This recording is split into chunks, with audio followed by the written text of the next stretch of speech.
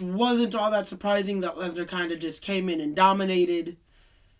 I thought Cena would at least have some offense, considering this is the retirement tour for him. Yeah. But Lesnar is one of those that... Lesnar's going to do whatever Brock Lesnar wants to do. Yeah. And ain't nobody going to tell him different. Exactly. I wish it would have been a little more, again, considering it's the retirement tour, but... It's like a 5-10 minute match. Not even. Yeah. But, so, we know what's next for Cena, because it took 48 hours and 2 tweets. I'm excited for it. We go to Australia in October. Are you ready for that 4 a.m. wake up? No. No, my babies sleep through the night now. I want to sleep with the babies. No. I'm going to kill myself. No, we can nap definitely after. I hope so. You know what? I'm going to hand my daughter to Flash. Here, take Tiny Twisted. So, in Perth, and I hope they actually run it as a story, because I need to hear AJ Styles say it one more time. I need to hear him tell us that he's going to beat up John Cena. 2 tweets is all it took, and the fans were like, please make it happen. So Cena, We've been saying it. Cena, Styles, Perth, October 11th. Thank you, Jesus. Now, if only it was for the Intercontinental Championship. That'd be so much better. Alright, next match up, we have the Usos taking on The Vision, Braun Breaker, Bronson Reed. With special guest referee, L.A. Knight. Yeah. And that came about because earlier in the day, they kind of got into a little scruffle backstage, and Adam Pearce, correct? Yeah. Adam Pearce looked at him and was like, you know what? We're just going to special guest referee now. I need a ref that's going to be able to deal with these knuckleheads. Yep. Salud. Salud. Ugh. Thank you. All right, then. I need someone that's going to deal with these knuckleheads. I choose you. You're in the middle of this because you got shit going on this way. You got shit going on that way. So, here you go. There really wasn't much dominating, like, over-domination by either side. It was pretty equal for the opening parts of this match. I will say, LA Knight as the referee really let a lot of stuff go. Yeah. So, getting to that, there was a moment on the outside of the ring where Bronson Reed went for a steel chair, and he was like, no, you can't do that. But then Jimmy Uso picked it up, and with him liking Jimmy Uso currently, he allowed him to use his Jimmy chair. Uso being the only one of these 4 men that he ain't got an issue with. They acknowledged that on commentary. Literally. And, you know, anytime something was introduced, it more or less had to be by Jimmy Uso if it was for the Uso side. Whereas if something was being attacked on Jay, he just kind of let it slide. Yeah. There were a couple moments during this match, at least 2 moments, that were very much acknowledged where it looked like Jay Uso was targeting LA Knight instead of the opponent actually in the ring. The suicide dive on the outside? Yes. Because LA Knight got in his face like, dude, looked intentional, but I mean, from the angle, I could see why it looks intentional. You're talking with them, but dude, I'm in the middle of a match. I'm not caring about the ref. I'm caring about the person I'm going against. And then there was the chair shot. The chair shot where he ducked. So, of course, LA Knight's right there as the ref. Breaker ducked, and Jay himself. was able to stop himself, though. Yes. If Jay was really aiming for you, Mr. Knight, that steel chair would have connected. I'm just saying. Exactly. I'm just saying. Right. That steel chair definitely would have connected. Going a little bit further, Jay still has the steel chair in hand. These are closing moments of the match. Hits Braun Breaker in the back, and it ended up ricocheting off of him and cutting Jay open. Currently not clear to compete. Yes. He's in concussion protocol. Yes, because that just wham. Busted him open. You could see that when the blood started gushing, he had no clue where he was. He was taken down by a spear along with his brother Jimmy. 1, 2, 3 was counted. The Vision picks up the win. However, because Monday Night Raw happened, we now have a rematch. A tornado tag. I believe that's next Monday.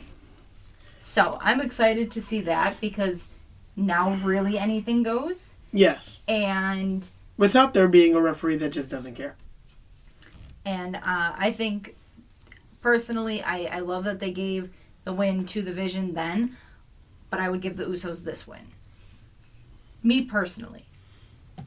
Your grade for this one? I gave it a B. Solid match. Definitely what saved it was the fact that it did the unpredictable and finish, because nobody thought the Vision was going to win. LA Knight being that, like, you know, that referee that was like kind of the cherry on top of the... Yeah. It was cherry great. on top of the B. Yeah. It was, like I said, so it was a good match. I do love how LA Knight put it, though, when the match was announced. Because, you know, Jay kind of asked for a favor. Knight was like, all right, you want that favor? Cool. I want Jimmy. Tag match. Yep. So, I'm excited for that one. Yes. All right, take us into our next match. The women's world title is on the line. Two of WWE's best in the women's division, Stephanie Vaquer and IYO SKY. All going at it for a shot at glory. Fantastic match. I just watched it earlier today, actually. Yes. Because I had to go back, rewatch, so I can do my job effectively here. Yes. Great match. The athleticism was top notch. These women complimented each other so well. I cannot say enough good things about it.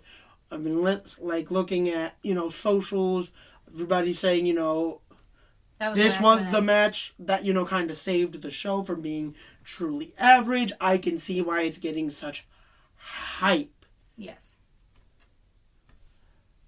We're talking, you know, IYO having a counter to not one but two Devil's Kisses. Yes. The sense of urgency that these two were going at it. Mm-hmm. I like that there was no interference. Yes. That, I think, truly it was a saved truly this match. Clean match.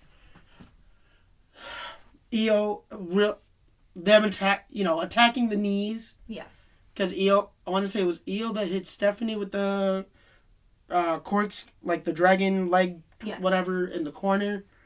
Their meteoras can, you know, I can spend all day watching a compilation of all of them.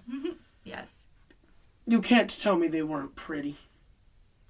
Yeah, I agree. Stephanie able to counter that, the over the moonsault really helped her gain momentum towards the end there. There was a funny moment, and I just want to point this out to you, that somebody had shared on TikTok, and it was them going back and watching, and anytime, I don't know what move it was, but Stephanie landed face first, and you got to, like, the camera panned straight to her butt, and you got to see it jiggle, and the guys, the person on TikTok, their TV froze every single time it happened. Like, right after, like, the TV was stunned at how much of an ass that was. That's great. It was hilarious, and I'm like, oh my god. No, I saw a meme. Yes. And it was like, convinces my dad to subscribe to ESPN so we can watch Wrestlepalooza.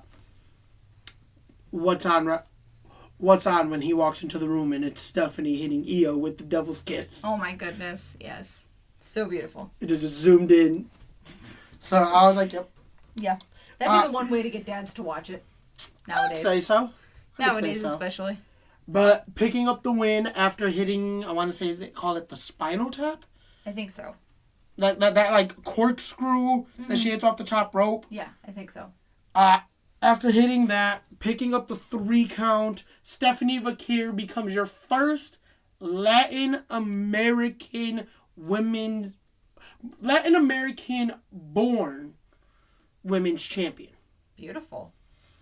Great match. The show of respect post match was top tier. I love everything about that. So we know where IYO's going, like where IYO's getting pulled, what direction she's getting pulled from here on out. Yes. What her next line of business is. What's next for the champ? Well, we have Who's next for the champ? we have Crown Jewel coming up.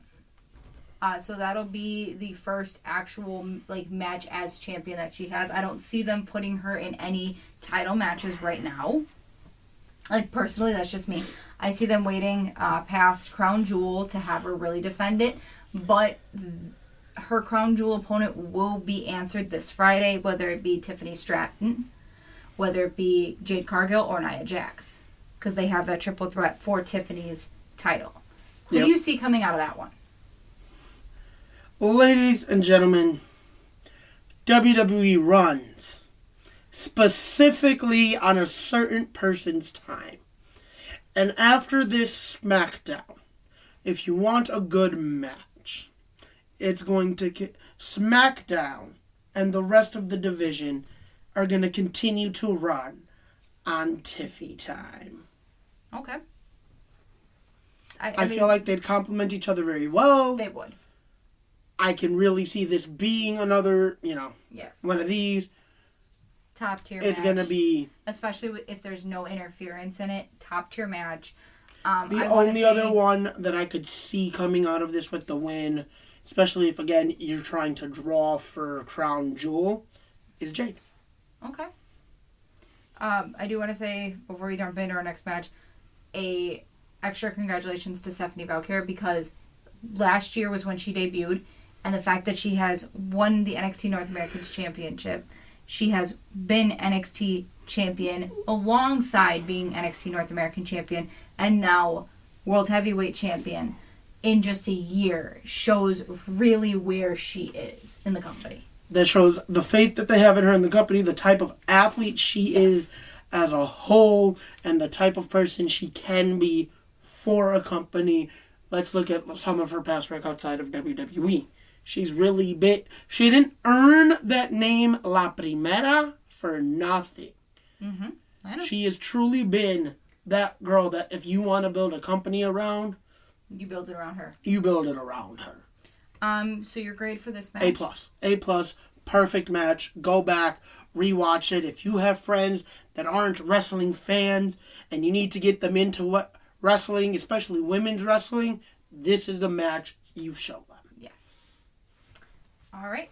Next up, mixed tag team action. We have Seth Rollins and Becky Lynch, the World Heavyweight Champion and Intercontinental Women's Champion, taking on CM Punk and his wife, AJ Lee, for the first time ever. They did note before the match started, currently Becky Lynch and Seth Rollins going into this match were 3-0. They had never lost teaming together. On the other hand, the other couple, AJ and Punk, have never lost teaming together the other 2 times that they did. This is also the first time Becky Lynch and AJ Lee will be in a ring together and compete against each other. Starting off, there was a bit of mind games where AJ did want to start the match. I'm kind of glad that she didn't, because it made for a better story to have her on the outside, to see them really take the hits to Punk and be that heel team on the outside of, Becky attacking him, Seth, really wearing him down, and then when it got to that point where AJ Lee really needed to be tagged in, it was Becky trying to stop Punk. And I need someone to look at me the way AJ looks at her opponents when she's ready to kill them. I swear, because that type of look is just beautiful. I need someone to look at me like that. You could agree. I need someone to look at me like that, man. Beautiful work between the two. I'll tell Flash to get right on it. As if. I love Flash, but as if. Now, you definitely need somebody to look at you the way CM Punk looks at AJ. I got that. Especially when I'm in front of Flash. Because we all know what he was looking at. Flash is the same way. Anyway. Dude, he didn't even try to hide it. Did you see how... Okay, we're going to get to that after. Just remind me, I got something to say after about that. Anywho, so AJ Lee comes into the match. Couple bench press throwdowns with Becky. She really does take it to a different level than what she was allowed to in the Divas era, which was absolutely beautiful, and I know I talked to you about that. I'm glad that not only did we get to see her interact with Rollins, but she did have some help from her husband. There were times where they both hit the Shining Wizard. She had both Rollins and Becky at different times in the Black Widow. And then something that, again, wasn't allowed in the Divas era, there's a spot towards the end of the match where they go outside the ring and you have AJ and Punk ready to hit, was it double pedigrees? I think No, so. it was one pedigree and one manhandle slam on their opponents, obviously taking their moves. Becky ended up countering against AJ, throwing her into Punk, which landed them through a table. I'm glad that they allowed her to do this because, again, this isn't something that they would have allowed in the Divas era. Becky and AJ made their way back into the ring. AJ locks in the Black Widow, which at first wasn't fully locked in because of the leg positioning, which I pointed out to you. But in all reality, Becky, you tapped out. There was no B. You tapped out.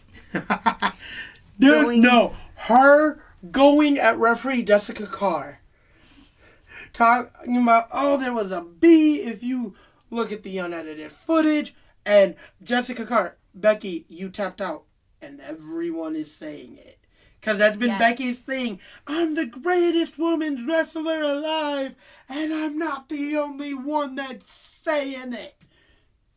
I'm excited to see You where tapped this out goes. and everyone is saying it because everyone done seen it. I'm excited to see where this goes with AJ and Punk picking up the win in AJ's first match back after 10 years. I know that a lot of people, especially I think it was Sports Illustrated, how they make their lists afterwards. They're like 10 things that they did right and 10 things that they did wrong, or like 5 and 5. One of the things that Sports Illustrated said that they did wrong here, not putting the titles on the line. You were saying the same thing that it should have been. I was, but at the same time, I can also see why. Do it they at a didn't. bigger show. Yeah, I can also see why they didn't. Do it at a bigger show. But this gives AJ a little factor of I made you tap. I think I should be in line for that title. I think it would look very beautiful around her waist again. I think any title would look great around her waist right now. I agree. God, I missed that skip. Yes. But let's talk about their The ring attire? Yes. Yes. I knew we were getting to that. So if you, aside from the memes, obviously, that have come from Becky Lynch and Seth Rollins' Talk about how they look like SpongeBob in the SpongeBob movie. Not only that, but the Pop-Tarts. Pop-Tarts. Becky Lynch and Seth Rollins did dub the colors for Suicide Hotline, which I absolutely love. And if you noticed, AJ and Punk, they had the rainbows for the LGBTQ.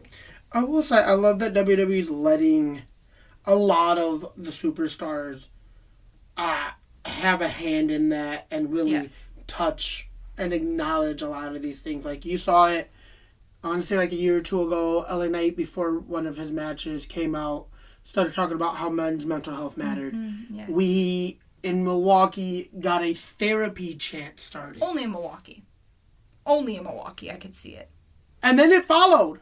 And then it continued to follow them. Yes, but I don't think it could have started in a better place than Milwaukee. No, but like Is the what I'm fact saying. that they're allowing these superstars to, touch on mental health and Yes. show their support I for their different causes. That's why AJ took her big break. Yeah, she Was- said it. She was like, part of it was like, physically I couldn't keep up. I felt like I couldn't keep up anymore, but mentally I needed the break. I was mentally exhausted.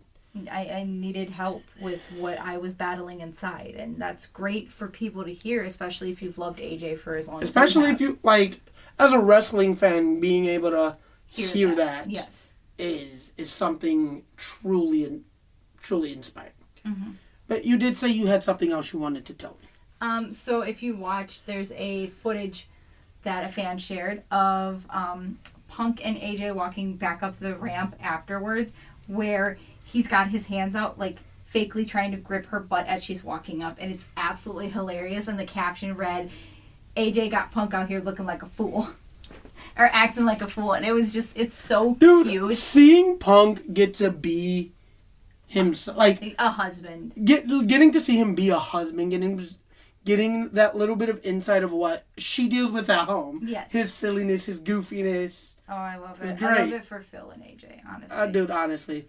Dude, no, it's funny because when they came to Milwaukee, the guy I was sitting next to, he saw Punk outside. Yeah. You know, he was walking Larry. They were like, he's like, I'm not taking pictures right now. And we're like, bro, we don't want a picture with you. We want a picture with Larry, man. Let him do his business. Let's take a picture with the dog. Oh my god, I love that. But I also love that he came out with a jacket that said AJ's husband. I don't know if you caught it, but this past Monday... The way she looked at it and smiled. Yes.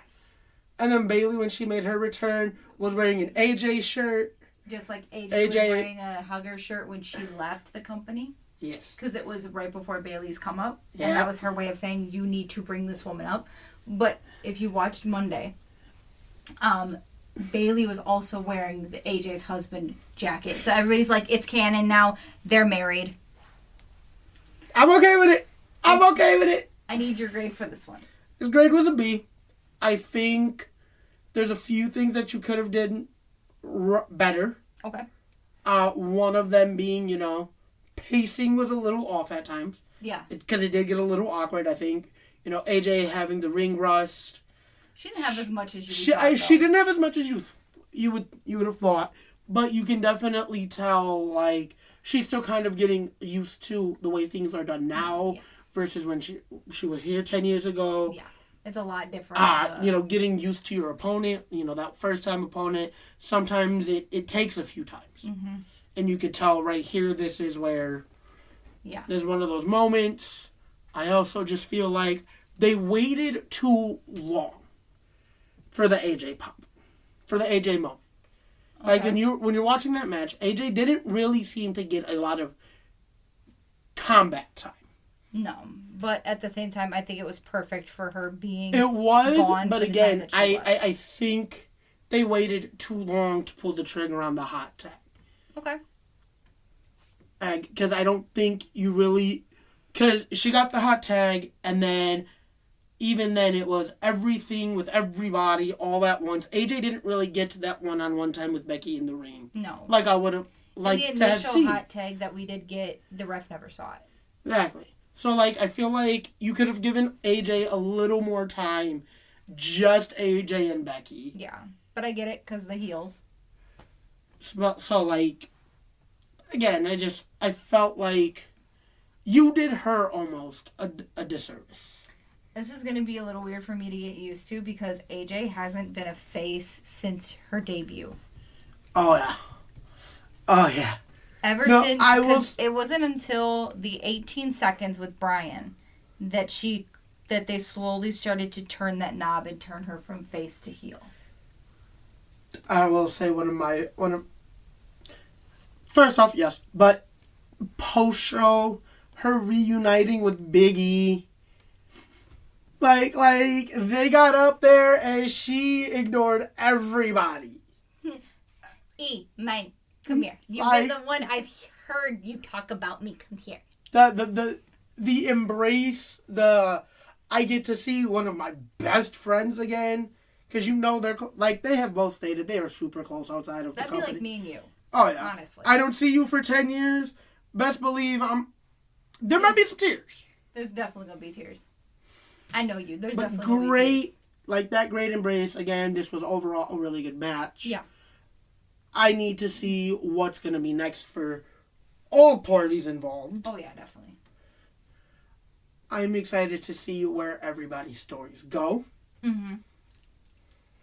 I'm just really excited to have AJ back. I am too. Yeah, I was watching this. The girlfriend was taking a nap as I started the show. Woke up as this match is starting. Yeah. So she's kind of watching this with me. Mm-hmm. And she's seeing how excited I'm getting. I was telling her dude, you could ask her anytime they were doing that. I was just, come on. I was. You were tuned getting in. into it, yeah. All right. Main event time. Main event time. Drew McIntyre challenging the American Nightmare, Cody Rhodes, for the WWE title. Finally, Drew gets his one-on-one match. Nobody to interfere. Nobody to screw him. No reason he should whine and moan at the end of this whatsoever. Because you got your one-on-one match. So, match was actually pretty good. Okay. A lot of equal back and forth. Mm-hmm. Nobody really able to pick up the upper hand super early. Then we got to spots on the outside. Mm-hmm. Drew was able to kind of swing the momentum in his favor. Yeah. Ref definitely getting involved in times where he probably shouldn't have. Because he... Perfectly legal, by the way. Drew was ready to Claymore Cody through the announce desk. Yeah. That would have been completely legal. 100%. Referee stopped him.